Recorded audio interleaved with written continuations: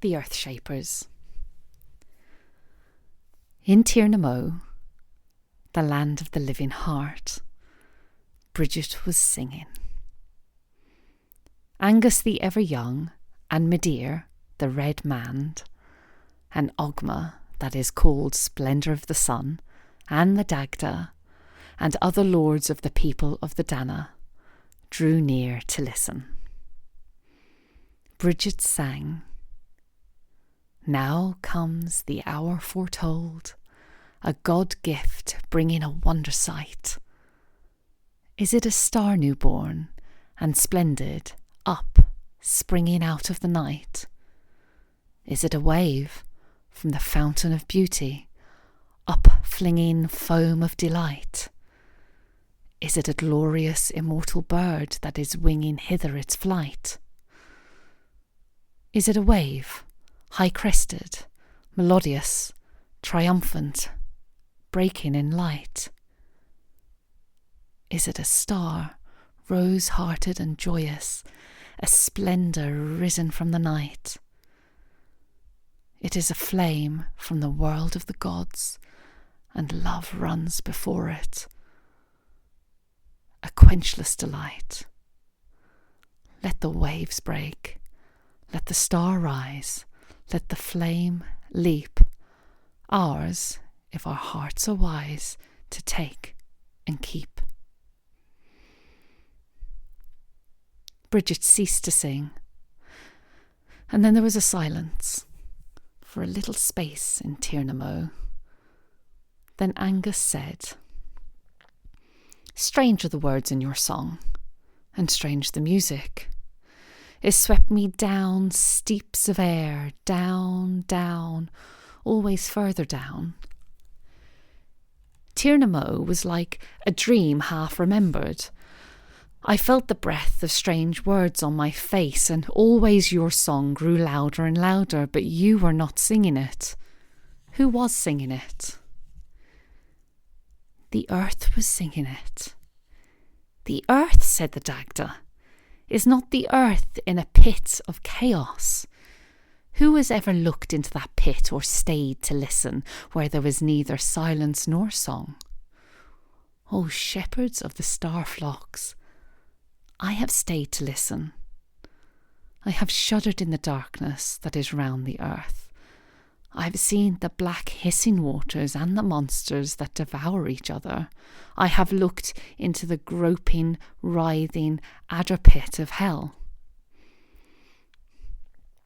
The light that pulsed around the Dé Danann lords grew troubled at the thought of that pit, and they cried out, "Tell us no more about the earth, O flame of the two eternities, and let the thought of it slip from yourself as a dream slips from the memory."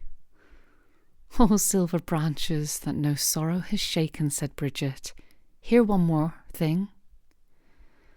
The earth wails all night because it has dreamed of beauty." "What dream, O Bridget?"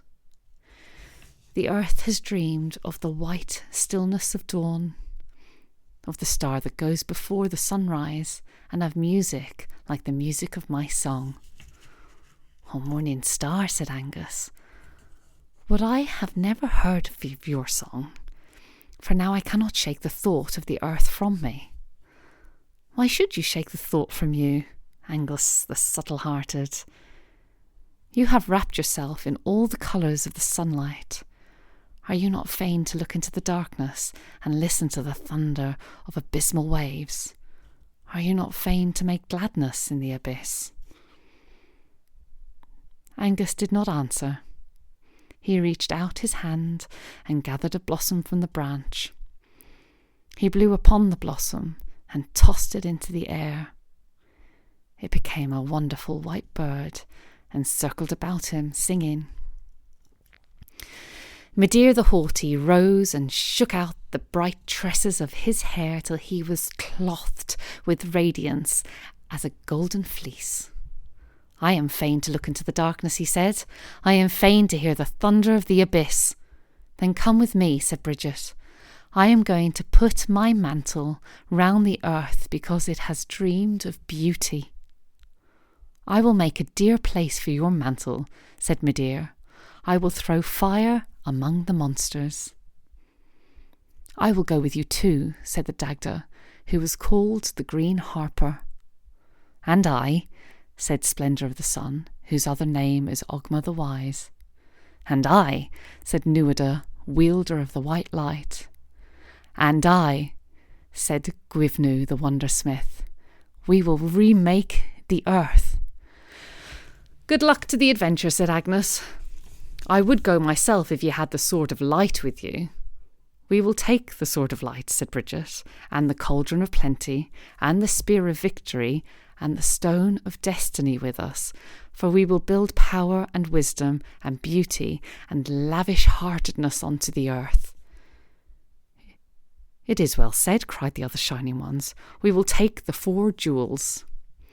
Ogma brought the Sword of Light from the Clow-fair city that is in the east of the Dé Danann world. Nuada brought the Spear of Victory from the flame-bright city that is in the south of the Dé Danann world. The Dagda brought the Cauldron of Plenty from the city that is built in the west of the Dé Danann world, and has the stillness of deep waters. Midir brought the Stone of Destiny from the city that is built in the north of the Dé Danann world, and has the steadfastness of adamant. Then Bridget and her companions set forth.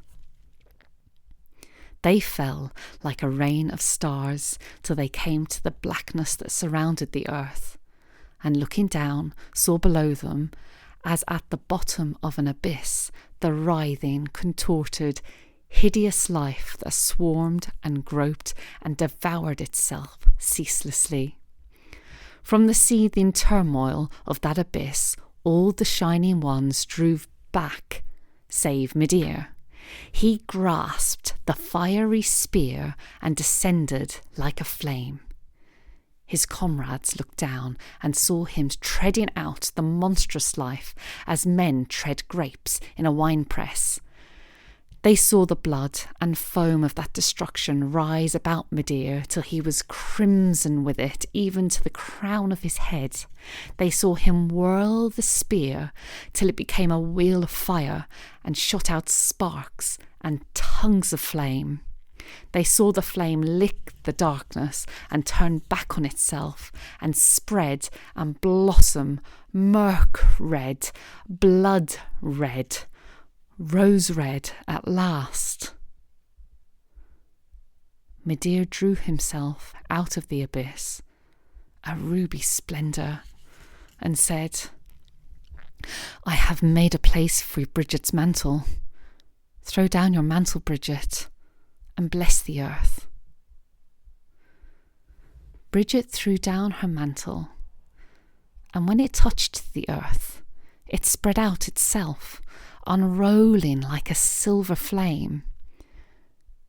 It took possession of the place Midir had made, as the sea takes possession, and it continued to spread itself because everything that was foul drew back from the little silver flame at the edge of it.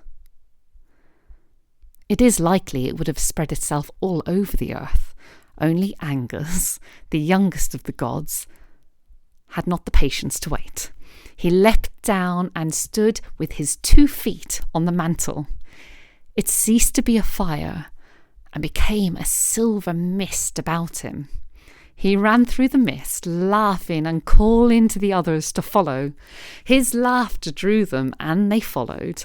The drifting silver mist closed over them and around them, and through it they saw each other like images in a dream, changed and fantastic. They laughed when they saw each other.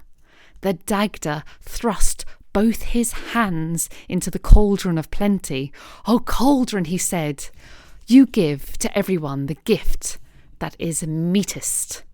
Give to me now a gift meet for the earth." He drew forth his hands, full of green fire, and scattered the greenness everywhere as a sower scatters seeds. Angus stooped and lifted the greenness of the earth. He scooped and hollowed in it. He piled it in heaps. He played with it as a child plays with sand, and when it slipped through his fingers, it changed colour and shone like stardust, blue and purple and yellow and white and red. Now, while the Dagda sowed emerald fire and Angus played with it, Manannán was aware that the exiled monstrous life had lifted itself and was looking over the edge of Bridget's mantle. He saw the iron eyes of strange creatures jeering in the blackness, and he drew the sword of light and advanced its gleaming edge against the chaos. The strange life fled in hissing spume, but the sea rose to greet the sword in a great foaming thunderous wave. Manannán swung the sword a second time, and the sea rose again in a wave that was green as chrysolite, murmurous, sweet-sounding, flecked at the edges with amethyst and purple and blue-white foam. A third time, Manannán swung the sword, and the sea rose to greet it in a wave white as crystal, unbroken, continuous, and silent as dawn. The slow wave fell back into the sea, and Bridget lifted her mantle like a silver mist. The Dé Dananns saw everything clearly. They saw that they were in an island covered with green grass and full of heights and strange scooped out hollows and winding ways. They saw too that the grass was full of flowers, blue and purple, yellow and white and red. "Let us stay here," they said to each other, "and make beautiful things so that the earth may be glad." Bridget took the stone of destiny in her hands. It shone white, like a crystal between her hands. "I will lay the stone in this place," she said, "that ye may have empire." She lay the stone on the grass, and it sank into the earth. And music rose about it as it sank, and suddenly all the scooped-out hollows and deep winding ways were filled with water. Rivers of water that leapt and shone, lakes with deep pools of water trembling into stillness. "It's the laughter of the earth," said Ogma the Wise. Angus dipped his finger in the water. "I would like to see the blue and silver fishes that swim in Connla's well swimming here," he said, "and trees growing in this land like those trees with blossomed branches that grow in the land of the silver fleece." "It is an idle wish, Angus the Young," said Ogma. "The fishes in Connla's well are too bright for these waters, and the blossoms that grow on silver branches would wither here. We must wait and learn the secret of the earth, and slowly fashion dark trees and fishes that are not like fishes in Connla's well." "Yeah," said Nuada, "we will fashion other trees, and under their branches shall go hounds that are not like the hounds we know, and deer that have not horns of gold. We will make ourselves the smiths of this world, and beat the strange life out yonder into other shapes. We will make ourselves islands to the north and islands to the west of this, and round them shall go the 3 waves of Manannán, for we will fashion and refashion all things till there is nothing unbeautiful left in the whole earth." "It is good work," cried all the Dé Dananns. "We will stay and do it, but Bridget must go to Moymel and Tir na Mo and Tir na Nog and Tir Fanon and all the other worlds, for she is the flame of delight in every one of them." "Yes, I must go," said Bridget. "Oh, Bridget," said Ogma, "before you go, tie a knot of remembrance in the fringe of your mantle, so that you may always remember this place. And tell us too, by what name shall we call this place?" "Ye shall call it the White Island, said Bridget, and its other name shall be the Island of Destiny, and its other name shall be Ireland. Then Ogma tied a knot of remembrance in the fringe of Bridget's mantle.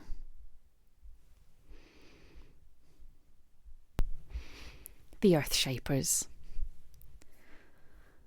In Tir na Mó, the land of the living heart,